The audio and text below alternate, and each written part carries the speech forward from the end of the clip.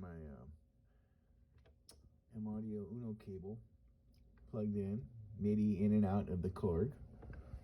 Okay, and then it goes into the USB jack.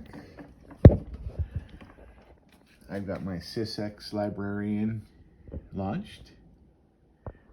So then I have the preset that I want to copy pulled up on my Korg, and my encoder is really lame right now, but I go to let's see, MIDI, and I select that. Then it asks me if I want to change MIDI channel now, so I'm going to go to my dump current, right? That's the one I want to do. I want to dump the current preset that I have selected. So I'm going to push the value knob, and that's going to supposedly dump it. So let's see what happens. Oh, so then I have to go to this guy, and I'm going to select record. Oops. 1. Okay, and now it's waiting, and now I'm going to press the dump right here and see what happens. Oh, and now it's dumped a new preset. And so now I need to title it, and it is now in my computer. So it worked. Okay, so now I want to test sending the Sysex file from my computer now that I've downloaded it and labeled it. I got a Korg Holdsworth chorus kind of delay preset that I built. So I want to send that to the Korg. So I pulled up a random preset that I don't normally use on the Korg, on this preset number 23. So that's where I'm going to try to send the the Holdsworth preset to.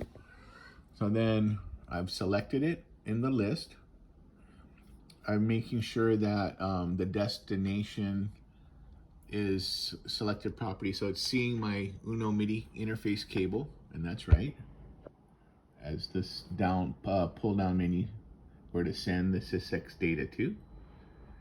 Okay, then once I have that selected, the right preset, I should be able to press this play button, which will then send it to the device. So let's see if it shows up. Boom, there it is, Holdsworth chorus. So now that it's in the slot that I want it to go to, I just have to store it there like you would normally store any changes. So you store it here, and it's asking, do I want to write it to preset 23? Yes, completed, and now it's there. So when I scroll off of that, wait, wrong one. Oops. When I scroll to another preset, 24, it's a 250 millisecond delay. But when I go back, this is, okay, 23, it's back on the Holdsworth. Yeah, my encoders are just jacked, so every time I spin it, one way goes the other. But there you go. So now I've dumped from the Korg to my computer and vice versa. I want to mention one more thing.